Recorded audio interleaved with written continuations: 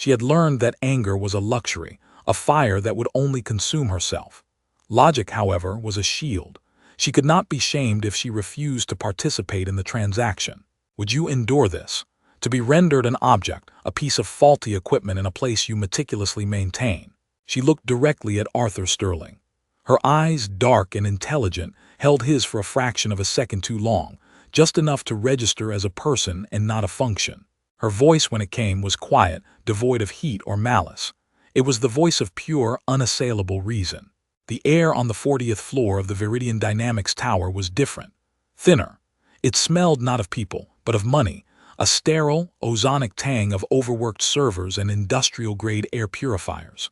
Down below on the street, the city pulsed with the scent of roasted nuts and exhaust fumes. Up here, the world was scrubbed clean, silent save for the whisper of the ventilation system, a sound like a distant, sleeping dragon. Nia Sharma moved through this silence with a practiced economy of motion. The wheels of her custodial cart, meticulously oiled, made only the faintest whirring sound against the polished Italian marble. Every tool had its place. Microfiber cloths folded into perfect squares, spray bottles aligned with labels facing out, the mop head pristine and bleached. Her work was a form of meditation, a quiet imposition of order on a world that rarely noticed her. She was a ghost in a gray uniform, a necessary but invisible function, like the electricity humming behind the walls or the data flowing through the fiber optic cables beneath her feet. She was buffing a faint scuff mark near the entrance to the main boardroom, a monolithic slab of frosted glass named Olympus, when the door swung open with a hydraulic sigh. Arthur Sterling, Senior Vice President of Global Strategy, emerged first. He was a man tailored by ambition, from his razor-sharp side part to the aggressive gleam on his $1,000 Oxfords. He was talking, his voice a low, confident rumble meant to carry to command space. He didn't see Nia. He saw a shape in his peripheral vision, a disruption in the clean lines of his domain. He stopped mid-sentence. His colleague, a younger man with the anxious eyes of a new recruit, halted behind him. Sterling's gaze fell from the ceiling, past the recessed lighting, down to the gray uniform, the dark skin, the cart. He didn't register her face. He registered her category. "This is a restricted area," he said, not to her but to the space she occupied. The words were sharp, sterile instruments of dismissal. "You need clearance to be in this room." It wasn't a question. It was an edict, a digital wall of privilege made audible. The air crackled with the sudden, ugly static of confrontation. The younger man shifted his weight, his discomfort a palpable thing. He looked at Nia, then quickly away, as if her humiliation were contagious. For a moment the only sound was the hum of the building itself, a vast, indifferent witness. Nia straightened up slowly. She didn't recoil or stammer an apology. She simply stopped her work, her hands resting on the handle of her cart. Inside her, a familiar, cold mechanism clicked into place. It was the armor she'd forged over years of being looked through, of being spoken over, of being defined by a set of keys and a uniform. "Then the floor will remain dirty," she said, her tone as polished and neutral as the marble beneath her feet. She gave a slight, almost imperceptible nod toward the scuff mark she'd been erasing. "And you can tell whoever has clearance to clean it themselves." The statement was so unexpected, so far outside the script of master and servant, that Sterling's formidable composure fractured. A flicker of disbelief crossed his face, followed by a rush of indignant red that crept up his neck. He was a man who moved markets with a single phone call, who dismantled competitors with ruthless precision. He was not a man who was answered back to by the help. The sheer logical simplicity of her statement had disarmed him. He had no protocol for this. He opened his mouth, then closed it. He looked to his younger colleague for support, for a shared sense of outrage, but the younger man was staring at his own shoes, a faint, nervous smile playing on his lips. Cornered, Sterling fell back on the oldest weapon of the powerful, mockery. He let out a short, incredulous laugh. It was a brittle, ugly sound in the hallowed quiet of the hall. He turned to the junior executive, a dismissive wave of his hand directed at Nia. "She speaks," he chuckled, as if commenting on a malfunctioning automaton. But the barb didn't land. It hung in the air, revealing more about the man who threw it than the woman it was aimed at. Nia did not react. She had already won the exchange not by raising her voice, but by refusing to lower her dignity. She gave a single, final nod, not of deference, but of closure. With a quiet turn, she maneuvered her cart around, its wheels whispering on the marble. She began to push it down the long, empty corridor, away from the boardroom, away from the men who stood watching her go. Her back was straight, her pace unhurried. She didn't look back. She didn't need to. She had left her response echoing in the sterile air behind her, a small, perfect crack in the frosted glass of their world. Arthur Sterling watched her retreat, his jaw tight, a strange and unsettling feeling curdling in his gut. It was the feeling of having completely misjudged a situation, a feeling he wasn't accustomed to, and one he did not enjoy at all. The encounter with Sterling left a toxic residue in the pristine air, a stain only Nia could feel. She resumed her duties, her movements as fluid and unobtrusive as before, but the building now felt different. It was colder, the silence heavier. She was acutely aware of the security cameras, the silent, hemispheric eyes that watched her push a cart while men in tailored suits moved billions with the flick of a finger. Sterling's comment had been a pebble tossed into a still pond, and the ripples were spreading. As she worked her way down the corridor, she saw the junior executive from before, Ben, his name was, regaling a small group of analysts by the sleek, minimalist coffee bar. He was mimicking Sterling's dismissive wave, his voice a mocking caricature. "And then the mop says," he began, his audience chuckling into their expensive ceramic mugs. They fell silent as Nia's cart approached, their amusement curdling into awkwardness. Ben had the decency to blush, but the message was clear. Her moment of defiance had not earned her respect. It had turned her into an anecdote, a curiosity. She was no longer just invisible. She was a joke. If that happened to you, what would you do? Would you confront them, your voice shaking with righteous anger? Or would you swallow the bitter pill of their contempt, letting it settle like poison in your gut? Nia did neither. She simply met Ben's gaze with a look of profound disappointment, a quiet sorrow that was far more damning than any outburst could have been. He looked away first. She finished her rounds on the 40th floor and retreated to the one place that was truly hers, the custodial supply closet on the 39th. It was a small, windowless room, but it was a sanctuary of sorts, smelling of lemon polish and clean linen. Under the single, humming fluorescent bulb, she allowed herself a moment. She took off her thick work gloves and reached into the small locker where she kept her worn handbag. From her wallet, she carefully extracted a small, laminated card, its edges softened by years of friction. It was her university ID card. The photograph was of a younger woman, her eyes bright with an academic fire that felt like a lifetime ago. Her hair was different, her smile wider, untouched by the slow erosion of being overlooked. Below the photo, the words were faded but legible: Nia Sharma, LLM. International Corporate Law. And beneath that, the proud, intricate crest of one of the most prestigious law schools in the country. She ran her thumb over the smooth plastic, over the face of the woman she still was, hidden beneath layers of circumstance and a gray, shapeless uniform. This card was her proof, her anchor to a self they would never think to look for. A sharp rap on the door broke the spell.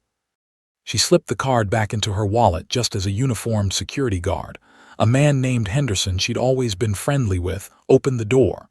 His face was apologetic, his eyes avoiding hers.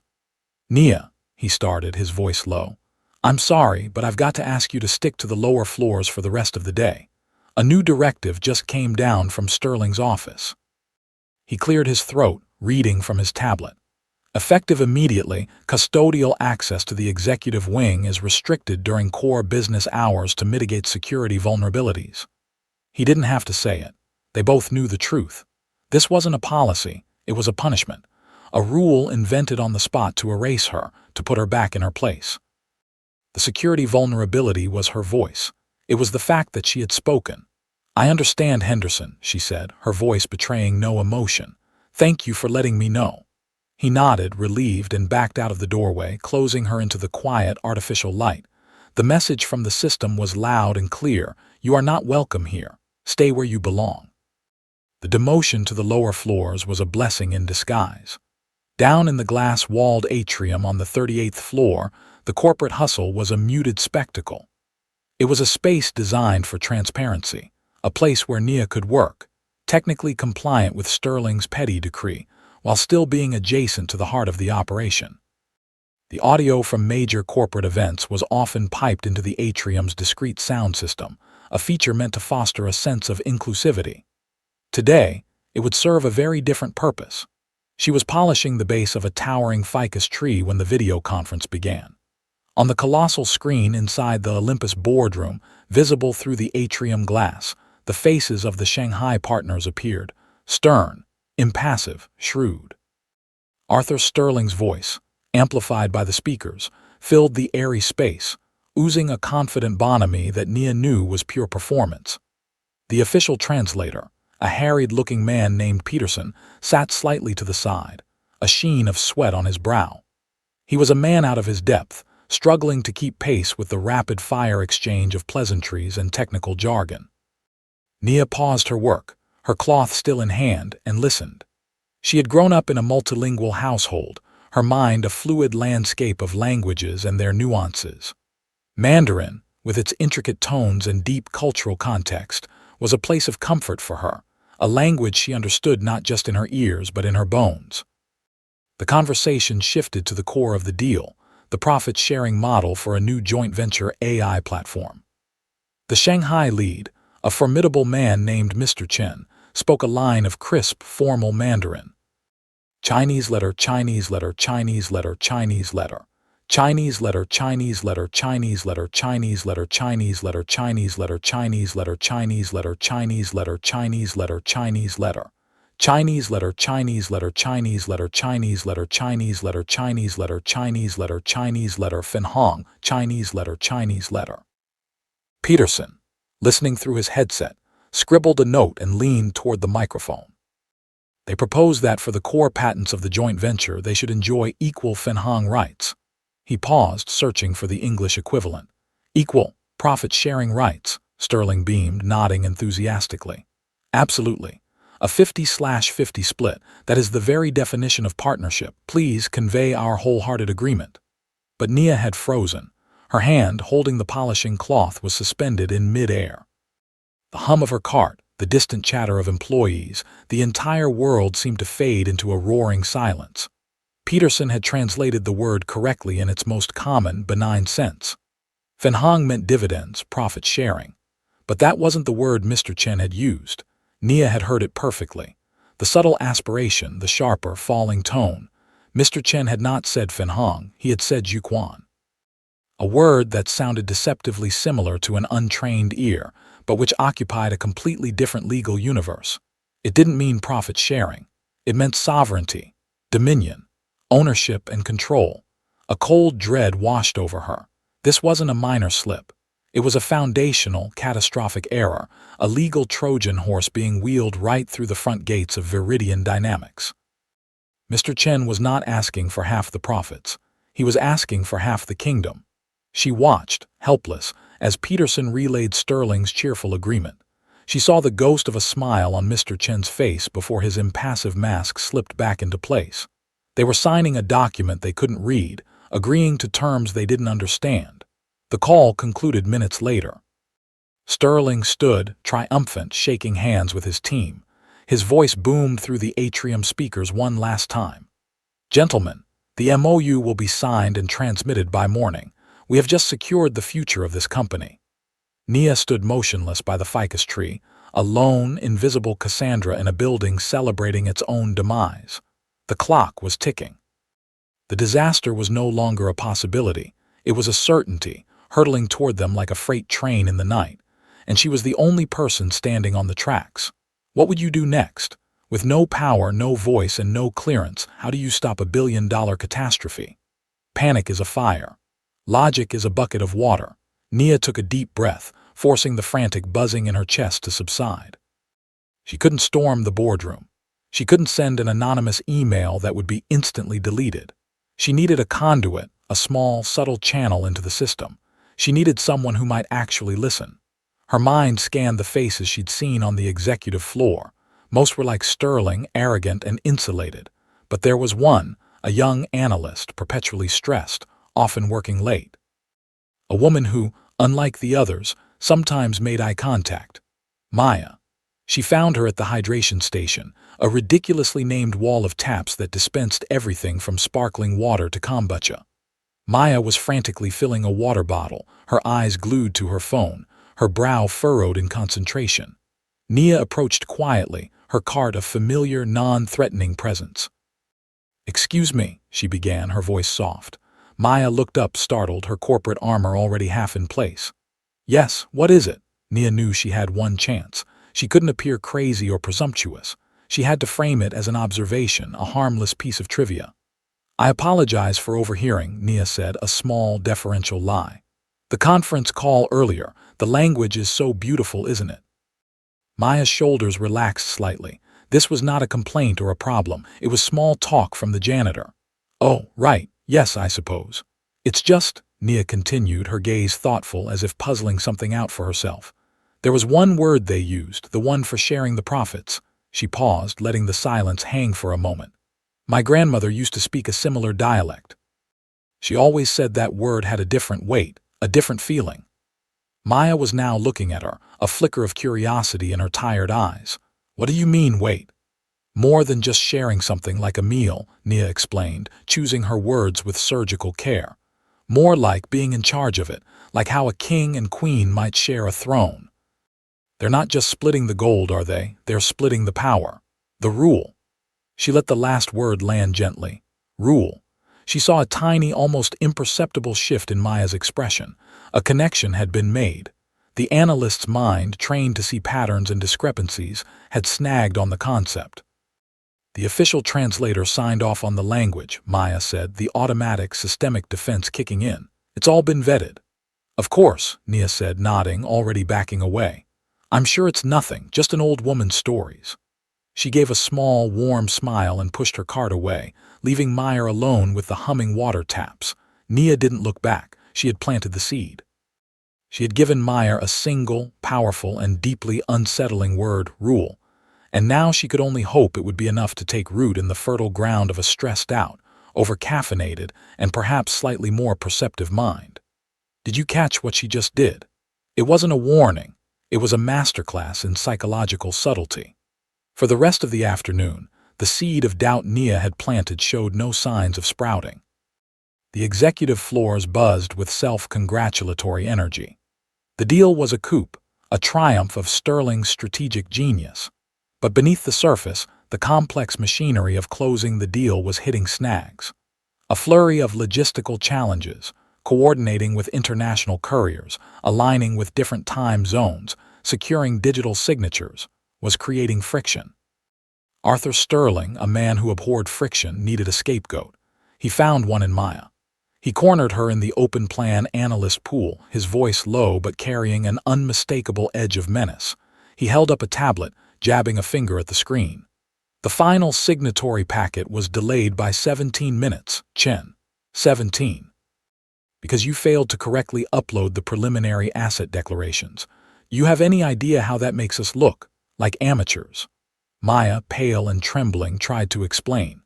"Sir, I uploaded the files the moment I received them from legal. The bottleneck wasn't on my end." "Responsibility, Chen, not excuses," Sterling snapped, his voice slicing through the quiet hum of the office. Dozens of heads, previously bowed over their monitors, were now angled slightly, their ears tuned to the unfolding humiliation. "Fix it, and try not to cost us $1 billion next time."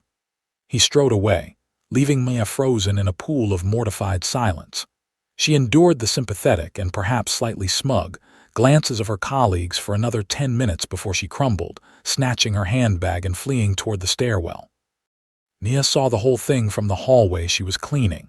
She felt a pang of something more than pity. It was recognition. She knew the unique sting of being publicly blamed for a systemic failure. She waited a few moments, then followed Maya. She found her on a concrete landing between the 37th and 38th floors, the sound of her quiet sobs echoing in the stark, concrete space. Nia didn't offer platitudes or comforting words. She offered evidence. "He said you missed the courier deadline," Nia said softly, her voice steady. Maya looked up, her face tear-streaked and blotchy. "The files were late from legal. It wasn't my fault. I know, Nia said. She held out her own phone, displaying a screen from the building's internal maintenance portal. It was a system she had access to for logging cleaning requests and tracking service elevator usage. It also, she knew, mirrored the master security logs. The courier service was scheduled for a 3:00 p.m. pickup from the loading bay. But at 2:47 p.m., Sterling's executive assistant put in a priority request to have all incoming deliveries rerouted to the CEO private garage entrance. They were holding a press event. The courier was delayed by traffic inside your own building. She pointed to the timestamp on the screen. 15:15, reroute request logged. Authorization A. Sterling. Maya stared at the screen, her tears stopping. The raw, emotional pain in her face was slowly being replaced by the cold, clear light of vindication. It was here. The proof. The data. It wasn't her fault. How did you find this? Maya whispered, her voice filled with awe. My job is to look for things that are out of place, Nia replied simply. A scuff mark on the floor, a system log that doesn't add up. Most people don't look for the details. In that moment, the bond was forged. It was an alliance built not on shared sentiment, but on shared truth. Maya looked at the woman in the gray uniform, this quiet, observant janitor who had just handed her a shield and a sword, and she saw her for the first time. Not as the help, but as something else entirely. Someone who saw things. Someone who understood the hidden machinery of the building and perhaps the hidden machinery of everything else. If you were there, would you step closer or stay silent? Maya knew, with a sudden, gut-wrenching certainty, that she had to step closer. This quiet woman was the only person who had told her the truth all day. The first tremor arrived via email. A single, ominous subject line from the legal department of their Shanghai partners appeared in the inboxes of Viridian's executive team. Urgent clarification required on MU Section 4B. What followed was a digital avalanche. A storm of correspondence, each email more insistent than the last, all flagged with the highest level of priority. The language was couched in polite, formal terms, but the underlying message was a blade. They were invoking Section 4B, the clause pertaining to intellectual property, and their interpretation was expansive. On the live stock tickers that lined the walls of the lobby, the Viridian Dynamics symbol, VRD, began to twitch. It dipped a fraction of a point, then another. It was the digital equivalent of a shark sensing blood in the water. Inside the Olympus boardroom, the celebratory mood had evaporated, replaced by a thick, soupy panic. The trap had been sprung. Nia was cleaning the lobby, polishing the large bronze plaque that bore the company's mission statement, Innovation through Synergy, when she saw the fallout firsthand. Executives rushed past her, their faces pale, their phones pressed to their ears. The word sovereignty began to echo in hushed, terrified conversations. The trap, as Nia had known it would be, was elegant in its predatory simplicity. The signed Memorandum of Understanding, built upon the mistranslated foundation of Zhuquan, did not just give the Shanghai partners a share of the profits. It granted them sovereign partnership rights over any technology developed by the joint venture. In practice, this meant they had been given veto power. They could block Viridian from using its own AI in other products. They could steer the technology's development. They hadn't just bought a ticket to the game. They had been handed a share of the entire team. Have you seen a rule used like a weapon? This was a single word, sharpened to a legal spear point and aimed at the heart of the company. The cost of this error wasn't just financial, it was existential. Viridian's core asset was its proprietary AI. They had, in their arrogant rush to close the deal, effectively handed the keys to their most valuable vault to their biggest competitor. Later that afternoon, Nia saw Meyer again. The analyst was a ghost, her face ashen, clutching a stack of printouts. You were right, Maya whispered, her voice barely audible over the frantic hum of the lobby. It wasn't sharing. They're claiming oversight, they're claiming control.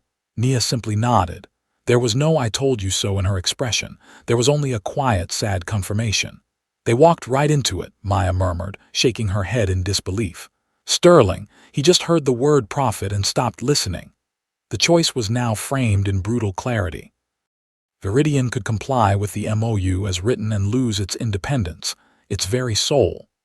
Or they could resist, declare the MOU invalid, and face a catastrophic international legal battle that would tank their stock and shatter their reputation. They could lose their dignity, or they could risk utter ruin. Sterling had led them into a perfect trap. In the anatomy of corporate disaster, there is always a frantic search for a scapegoat. The system, in its death throes, cannot admit its own flaws. It must find a foreign agent, a virus, a contamination to blame.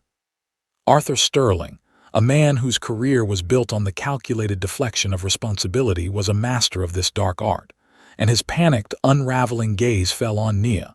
He didn't have proof. He didn't have a rational argument. He had only a seething, irrational fury, and a vague memory of the janitor who had spoken out of turn, the woman who seemed to be present at every turn of this dreadful day. She was an anomaly, an irregularity in his ordered world, and his mind, desperate for a narrative that absolved him, cast her as the villain. He found her cleaning the glass panels of the atrium, the very spot from which she had overheard the call. He didn't approach her directly. He went to Henderson, the head of security. "That woman," Sterling hissed, pointing a trembling finger at Nia. "She's been everywhere today, on my floor in the lobby, always listening. I want her out. She's a security risk." Henderson was taken aback. "Sir, she's just doing her job. She's been with us for 5 years. Flawless record."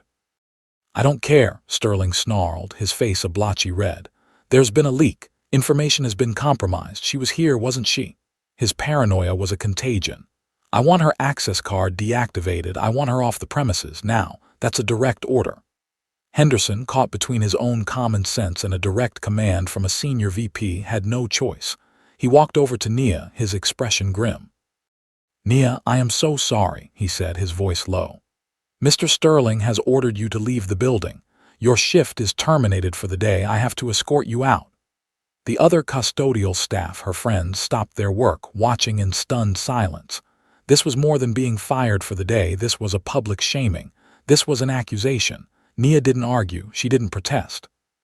The system was pushing back, and its inertia was too powerful to fight head-on.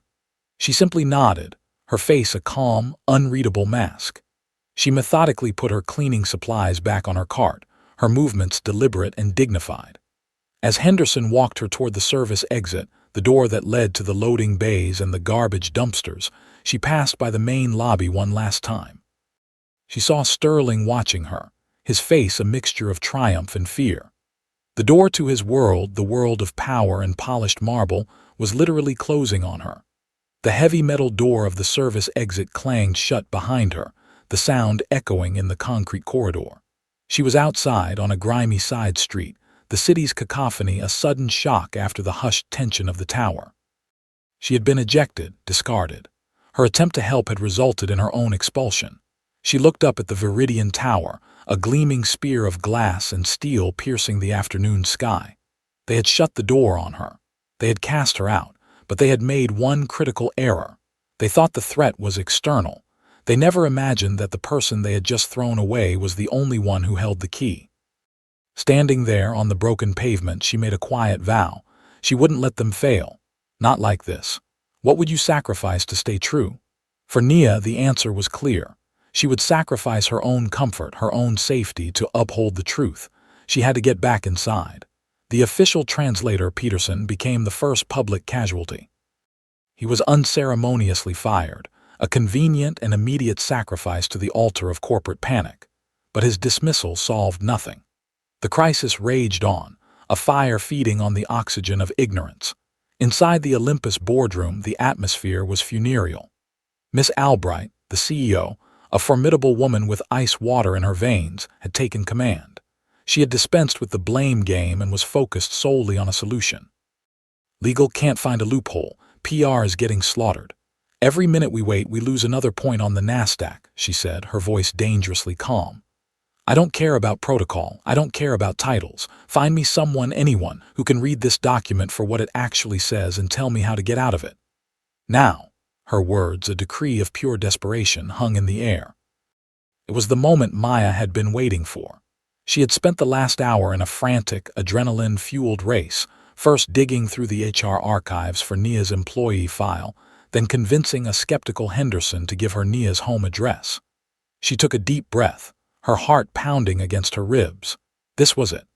The moment where she either saved the company or torpedoed her own career. "There is someone," Maya said, her voice small but clear. Every head in the room turned to her. "She works here," Maya continued, gaining confidence. "She tried to warn me, she knew." Sterling, who was still lurking in the room, let out a contemptuous snort.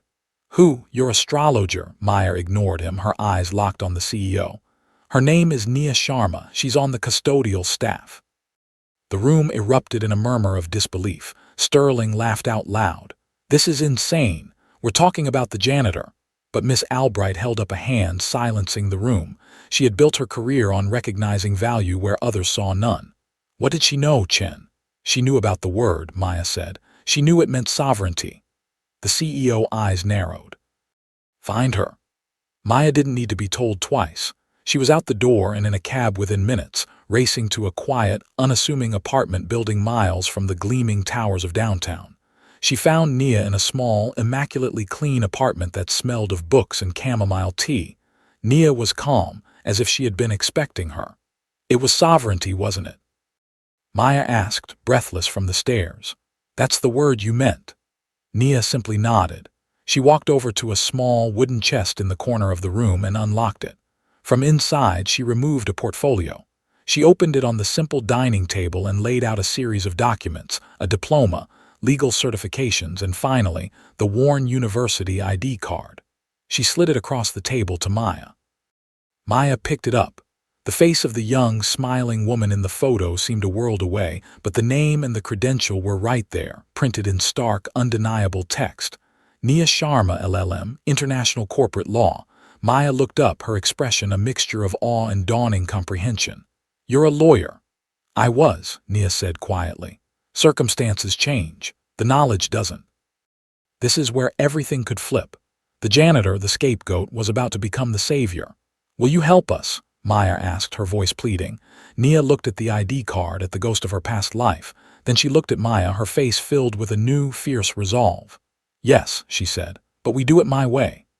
The return to the Viridian Tower was a study in contrasts. Nia was not brought in through the service entrance. Maya, armed with a direct authorization from the CEO, escorted her through the main lobby. They walked past the bronze mission statement, past the flickering stock tickers, and into the express elevator reserved for the executive floors. Nia was wearing her simple street clothes, dark slacks and a modest blouse, but she carried herself with an authority that transcended any uniform. When they walked into the Olympus boardroom, the chaotic energy in the room came to a sudden halt. The assembled team of lawyers, strategists, and executives stared in stunned silence. Arthur Sterling was the first to speak, his voice dripping with venomous disbelief. "You have got to be kidding me. This is your expert. This is your plan." He turned to the CEO. "Albright, this is an actual joke. You've brought the janitor to a national security crisis." Miss Albright, her face set like stone, didn't even glance at Sterling. Her eyes were on Nia. She saw the quiet confidence, the utter lack of fear. She saw something her entire team of high-priced experts lacked: certainty. "Everyone, sit down and be quiet," the CEO commanded. "Let her speak." Nia ignored the whispers, the incredulous stares. She walked past the billion-dollar conference table, her footsteps echoing in the tense silence. She went directly to the massive whiteboard that covered one entire wall, picked up a black dry erase marker, and uncapped it with a soft click.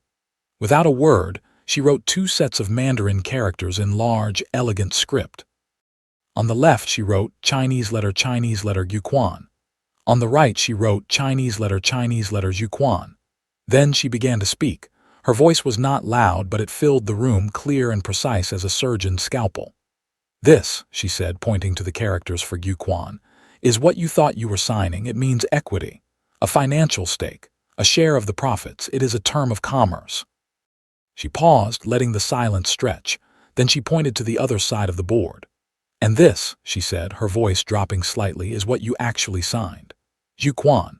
It means sovereignty, dominion, the inherent right to govern and control. It is not a term of commerce. It is a term of power." She went on, her lecture as fluid and confident as if she were standing before a university classroom. She explained the subtle phonetic differences, the historical context, the specific legal precedents in modern Chinese corporate law where Zhu Quan had been used to establish overriding authority in joint ventures. She deconstructed the clause in Section 4B line by line, revealing not just an error, but a brilliantly executed legal trap. The room was mesmerized. The lawyers were scribbling notes frantically, their faces a mixture of horror and professional admiration. Sterling's face had gone from red to a pasty, sickly white.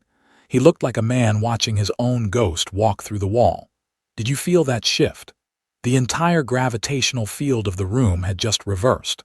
The invisible woman was now the center of their universe.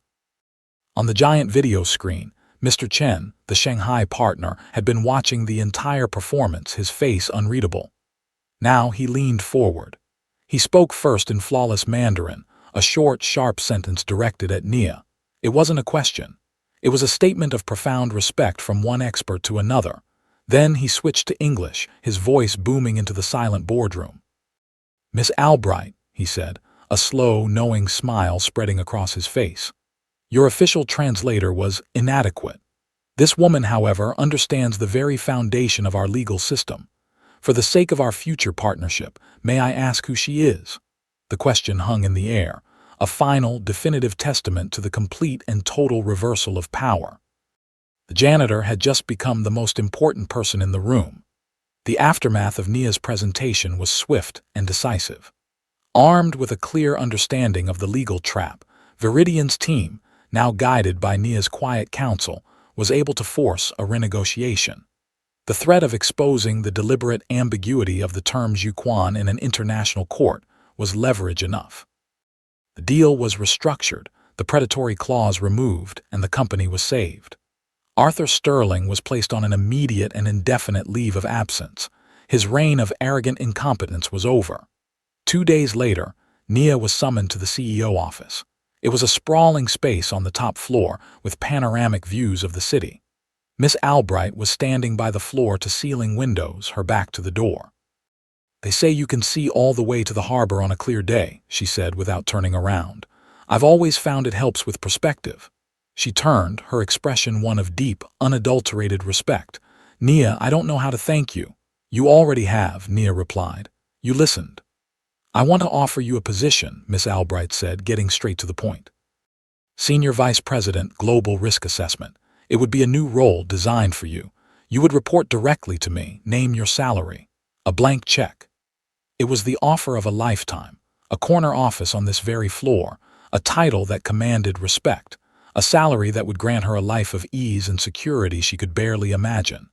It was the fairy tale ending, the reward for the unsung hero. Nia walked to the window and stood beside the CEO, looking out at the sprawling city below. She saw the endless river of traffic, the anonymous rooftops, the millions of people living lives of quiet, often overlooked dignity. She thought of her colleagues in the custodial department, of Carlos in shipping, of the countless others whose full potential was locked away, hidden behind a uniform or a job title. What does real justice look like here? Is it one person's miraculous ascent, or is it changing the conditions so that miracles are no longer necessary? "Thank you, Miss Albright. It's a generous offer," Nia said, her voice quiet but firm. "But no." The CEO was visibly stunned. "No, may I ask why?" "Because the problem wasn't that I wasn't in this room," Nia explained, turning to face her. "The problem is that your system is designed to ensure that someone with my skills and my position could never be found. Putting me in this office fixes my problem. It doesn't fix yours." She took a breath, her gaze steady and unwavering. She was no longer just a lawyer or a janitor. She was an architect.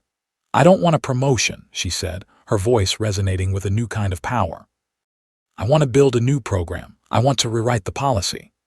She chose reform over revenge, system over self. She didn't want to climb their ladder, she wanted to redesign the building.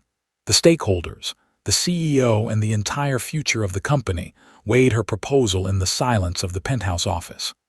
Miss Albright, a pragmatist to her core, recognized the profound wisdom in Nia's refusal.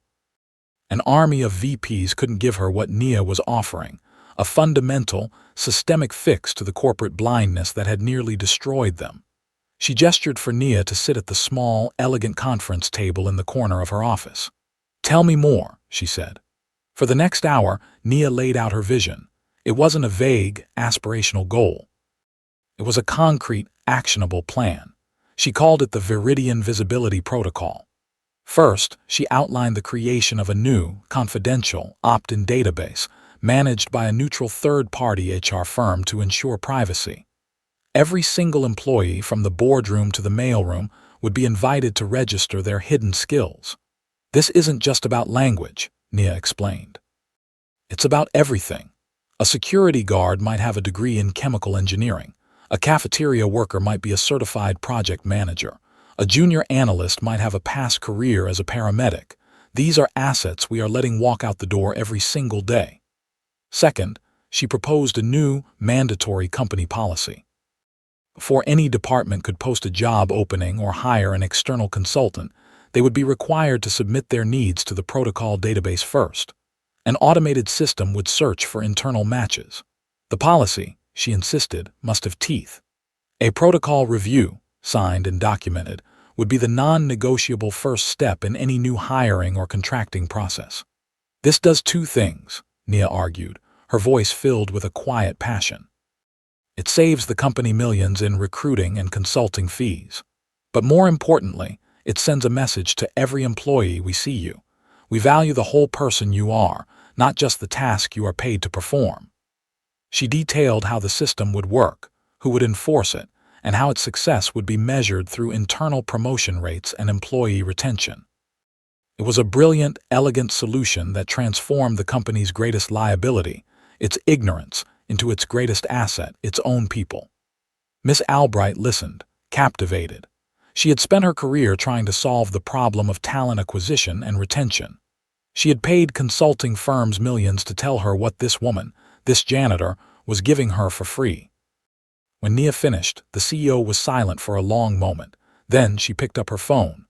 "Clear my schedule for the rest of the week," she said to her assistant, "and get the heads of HR, legal, and IT in my office in 1 hour. We are greenlighting a new initiative." She hung up and looked at Nia, a genuine, unforced smile on her face. "Congratulations, Miss Sharma. Your protocol is now official company policy. Would this change be enough in your workplace?" At Viridian Dynamics, the change was just beginning, and while some resistance from the old guard was inevitable, a new path had been irrevocably opened. Weeks turned into a month.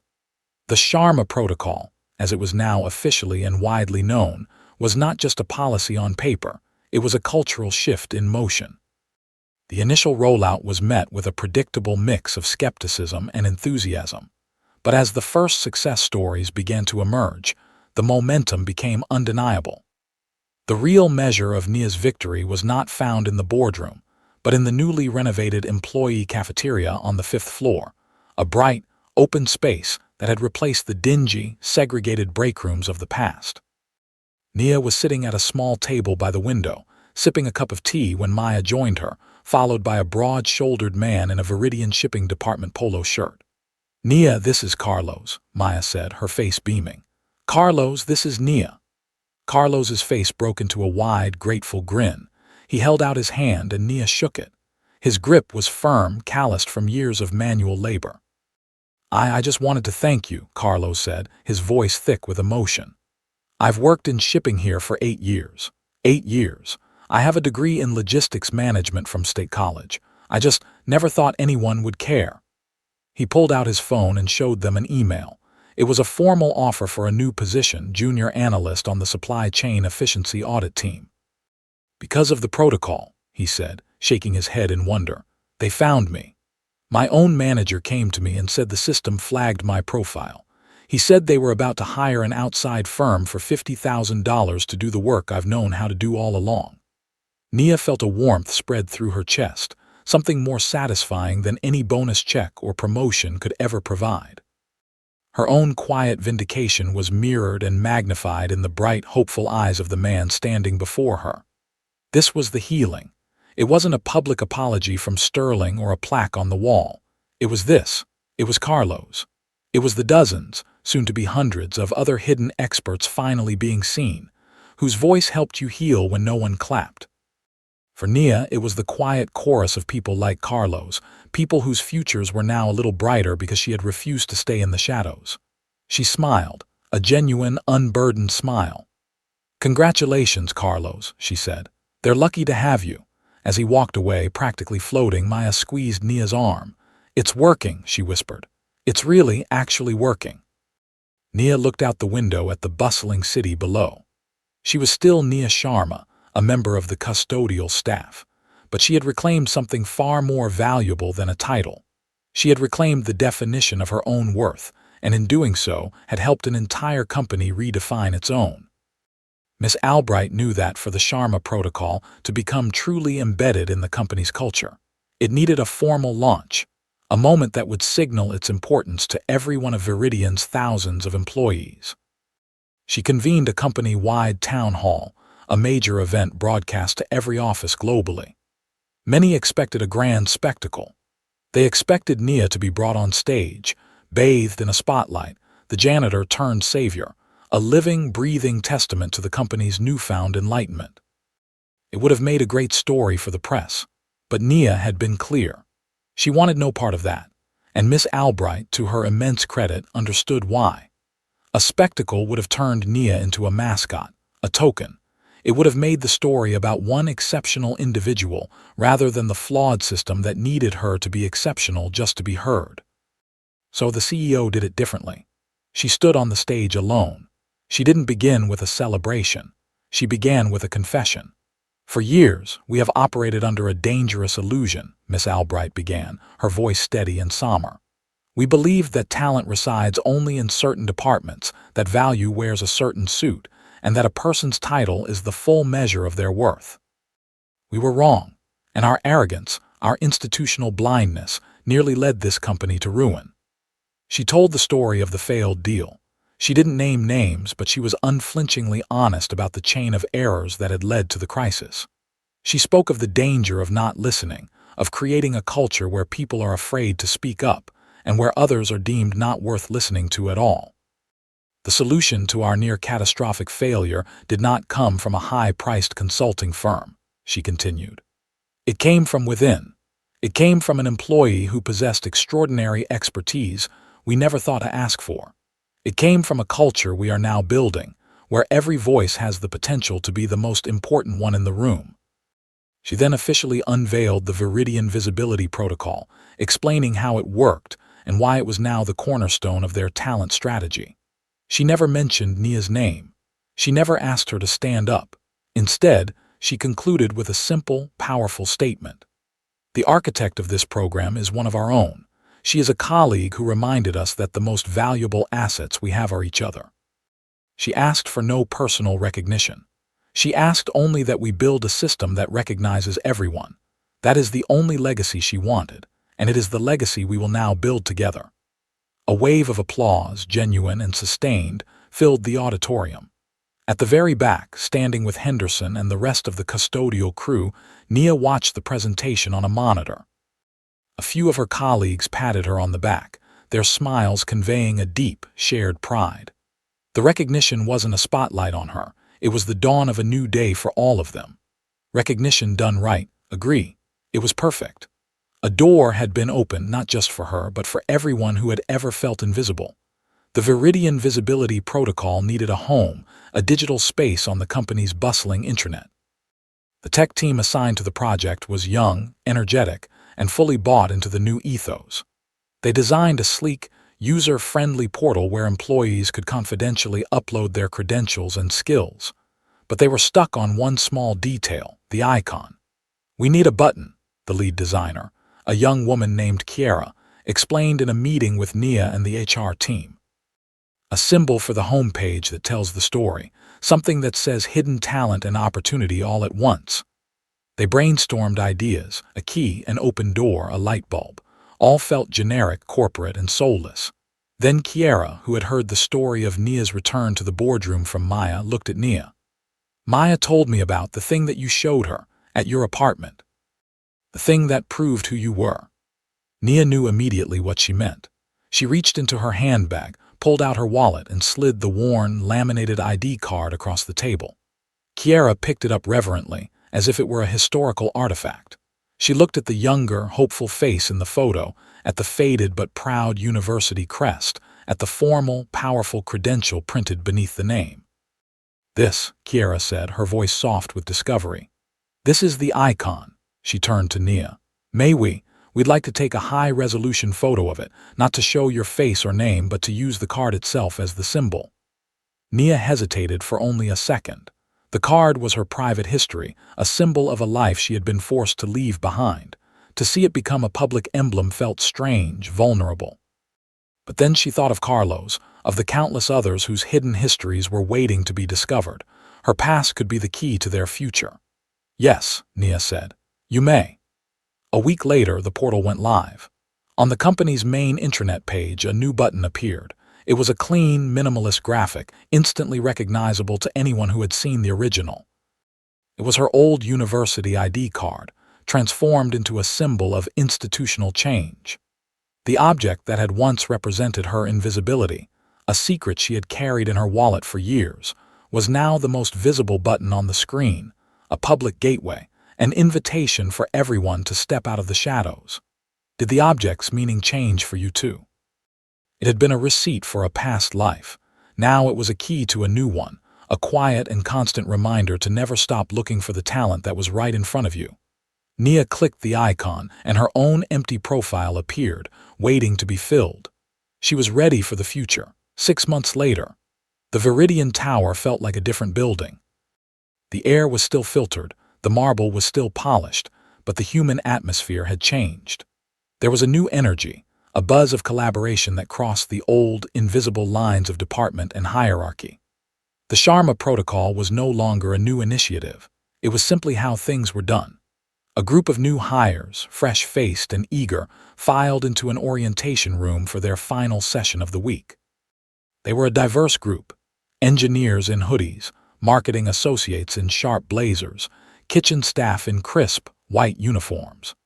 They took their seats, expecting a final, dry presentation on corporate policy from a senior executive.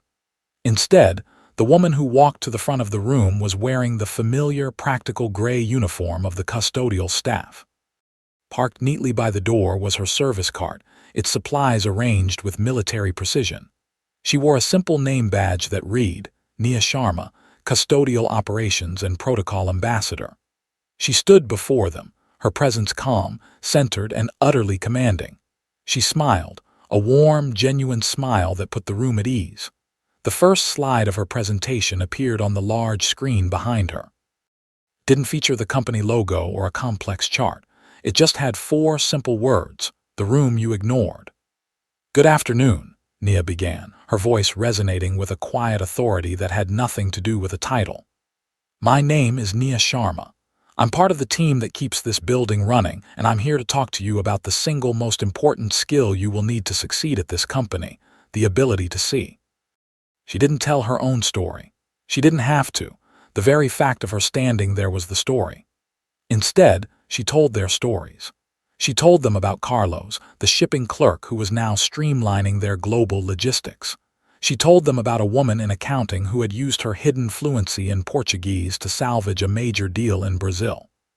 She told them about a security guard whose past life as a paramedic had saved an employee who went into cardiac arrest in the lobby.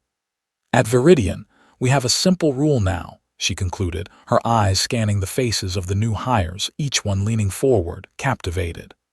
"We look, and then we look again, because talent is everywhere. Your job here is not just to do your work. It is to see the work and the worth of every single person around you." The final image was of her, a woman who was once told she didn't have clearance, now granting clearance to a whole new generation of employees, clearance to be curious, to be respectful, to see the whole person. The room she stood in had not changed physically, but its meaning, its very foundation, had been rewritten forever. Her work was not finished. It was now simply part of the building's essential, daily maintenance. Sometimes justice arrives without applause, doesn't it? It arrives as a new protocol, a quiet conversation in the cafeteria, and a different kind of lesson on a new employee's first day. The room was still, filled with a new and better kind of silence.